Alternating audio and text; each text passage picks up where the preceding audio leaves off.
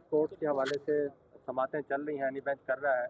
तो आज आपको क्या लग रहा है कि ख्वाजा हारिस के दलाइल जो हैं वो जारी हैं, तो कब तक लग रहा है ये केस मुकम्मल होगा, और आज की कार्रवाई के हवाले से भी बताइएगा। देखिए, ख्वाजा हारिस साहब से जो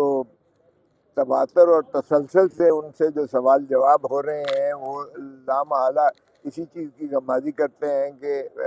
जज साहबान ये पूरी कोशिश कर रहे हैं कि आइन पर जो है अमलदारी को यकीनी बनाया जाए, और उसमें बुनियादी हकूक़ जो आवाम के हैं उस पर किसी किस्म की कदगन अगर जो लगाई जा रही है, और जिस तरह से मिलिट्री कोर्ट्स ने सज़ाएँ की हैं और जिस तरह से दुनिया सारी ने इस पर अपना रद्द अमल का इजहार किया है और जिस पर तशवीश का इजहार किया गया है सारे तबकों की जानिब से,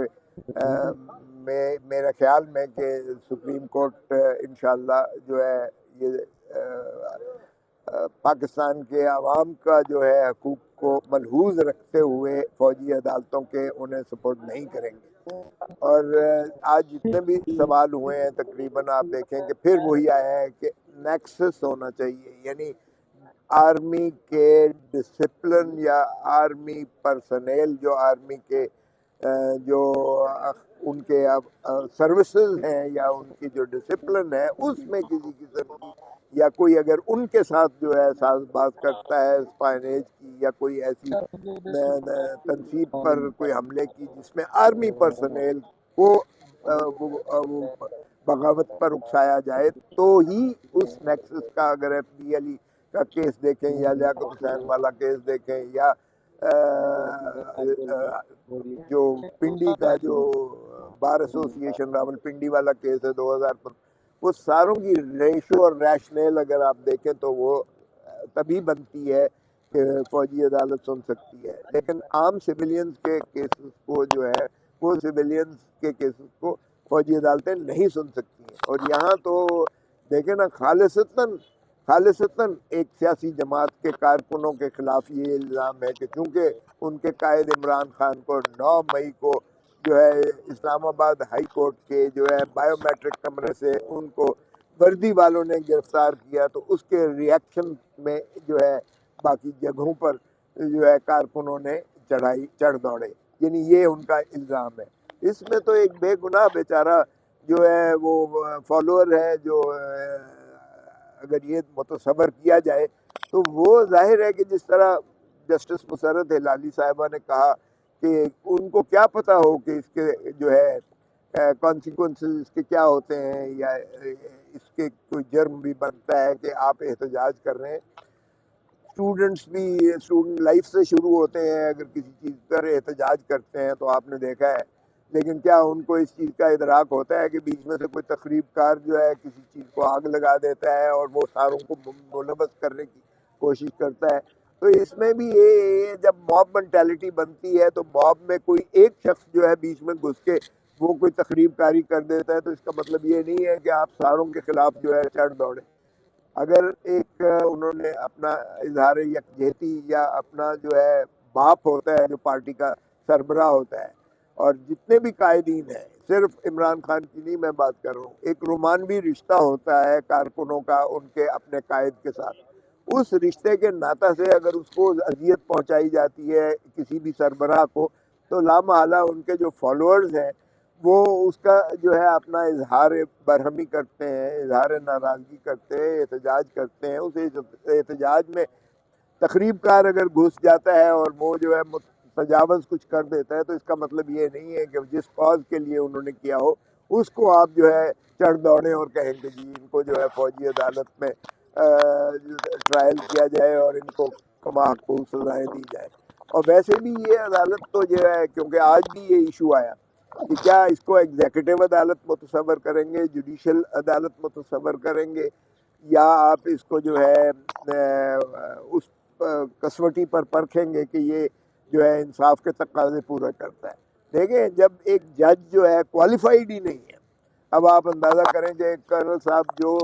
के जिसने सारी ज़िंदगी कानून की हरूफ अबजद तक नहीं पढ़ी है, उसको कहेंगे जी वो इंसाफ करे और कानून के मुताबिक इंसाफ करे, तो कानून की उसे जिसे आशनाई ही नहीं है वो कानून की क्या पासदारी करेगा।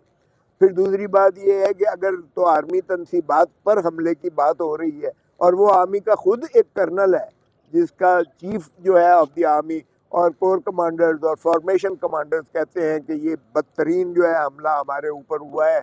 اور ریاست پہ ہوا ہے، اور اس پہ ہمارے پاس ناقابل تردید شواہد ہے، اور اس میں سے پوری جو ہے ان کو تو کیا، ان کے سہولت کاروں کو بھی ہم نہیں چھوڑیں گے. تو اس ایسے میں کیا کرنل جو ہے یا ان کا جو کوئی بریگیڈ آرمی جو پرسنل ہے، آرمی کا سرونگ آفیسر جو ہے، وہ کیسے انصاف کر سکتا ہے؟ ظاہر ہے اس کا تو ایک ہی مطمع ہے کہ ان کو سزا دینی ہے، اور پھر اگر صرف سزا دینے کے لیے آپ نے کرنا ہے تو وہ عدالت نہیں اس متصور ہوگی. اور عدالت کا ویسے بھی کانفلکٹ آف انٹرسٹ بھی ہوتا ہے، کیونکہ کانفلکٹ آف انٹرسٹ جب آپ کی ذاتی ہو، آپ ہی مدعی بنے، آپ ہی منصف بن جائے اور آپ ہی اس کو ایگزیکیوشنر بن جائے، اپیل بھی آپ ہی کے پاس ہو، تو یہ دنیا کے کسی بھی حساب سے یہ انصاف کے تقاضے پوری نہیں کرتی ہے ملٹری کورٹس کا ٹرائل. تو مجھے کبھی امید ہے اور یقین ہے، ہر چند کہ ہم آئینی عدالت کو اس حساب سے نہیں مانتے کہ 26ویں ترمیم جو ہے یہ اتنی متنازع ہے اور اس کے خلاف پہلے ہی نالش ہو چکی ہے، اور جو ہمارا تقاضا ہے کہ یہ فل کورٹ بیٹھ کر جو ہے یہ آئینی ترمیم 26 کی جو چیلنج کیا گیا ہے، ان کو جو ہے پہلے اس کا فیصلہ کرے اور فل کورٹ کرے، اس لیے کہ 26ویں ترمیم ہی کے وجہ سے جو ہے آئینی بینچ بیٹھ کر یہ کیسز سن رہا ہے. اور اگر 26ویں ترمیم کو کالعدم قرار دے دیا جاتا ہے اور آئین کے ماورا اور متصادم قرار دے دیا جاتا ہے، تو پھر ظاہر ہے کہ ان کے جو ہے فیصلے بھی وہ کالعدم متصور ہوں گے. تو پھر ایسی ایک آپ جو کاوش کر رہے ہیں اس کا کیا فائدہ جب تک آپ بنیاد ہی کو جو چیلنج ہے، انڈر چیلنج ہے اور جو متنازع ہے اس کا آپ تعین کر لیں. اور اس میں اس لیے ہم کہتے ہیں فل کورٹ بیٹھے تاکہ کسی کو یہ شائبہ نہ ہو کہ من پسند ججز کیے گئے ہیں، یا یہ ججز جو ہے متعصب ہیں، یا کسی انداز سے جس طرح ہم کچھ عرصہ سے دیکھ رہے ہیں کہ فلاں جج ہیں، فلاں کے ہیں، فلاں جج فلاں کے ساتھ ہے. اور ایک چیف جسٹس کو روکنے کے لیے 26ویں ترمیم کی گئی ہے، کیونکہ تاکہ منصور علی شاہ صاحب کو چیف جسٹس نہ بنایا جائے اور مانے کیا جائے، اور کسی من پسند جج کو جو ہے کانسٹیٹیوشن بینچ کا جو ہے سربراہ بنایا جائے. تو یہ ایسی جب چیزیں جو ہے تاکہ عوام کے ذہنوں سے یہ تاثرات بھی ختم ہو، جب سارے کے سارے 17 ججز بیٹھ کر ایک فیصلہ کریں گے تو پھر یہ بھی ڈسپیل ہو جائے گا. ٹھیک ہے، بھلے وہ سپلٹ ججمنٹ آئے لیکن چلے کوئی بات نہیں. ملٹری کورٹ میں دیکھا کہ سویلین کے خلاف فیصلہ آ چکا ہے، تو کیا اب آپ لوگوں کو یہ مطالبہ نہیں کرنا چاہیے کہ فیصلہ جو بھی آیا ہے کم از کم پبلک تو کیا جائے؟ کیونکہ معافی نامے تو ہم نے دیکھے ہیں کہ سوشل میڈیا پر سرکولیٹ ہوئے ہیں. دیکھیں معافی نامے، یہ معافی نامے بھی مذاق ہے. یہ جو ہے میں نے بھی دیکھا ہے کہ 19 لوگوں کو ان کو چھوڑا گیا ہے جنہوں نے معافی نامے مانگے تھے. تو اسی طرح یہ تو آپ دیکھیں کہ جب سے پاکستان تحریک انصاف کو نکالا گیا ہے اور جب سے یہ 9 مئی کا شاخسانہ یہ ہوا ہے، اس وقت سے ہی جنہوں نے معافی نامے مانگے ہیں ان کو 9 مئی سے نکال دیا ہے. جنہوں نے معافی نامے مانگ کر اور جو عمران خان سے علیحدہ ہوئے ہیں، جدا ہوئے ہیں، وہ آج وزیر بھی بنے بیٹھے ہیں. علیم خان صاحب کو دیکھ لیجئے گا، اور کھٹک صاحب جنہوں نے پارٹی بنائی تھی وہ جو ہے خشوکا صاحب کی طرح بہ گئے. تو یہ تو بدقسمتی ہے کہ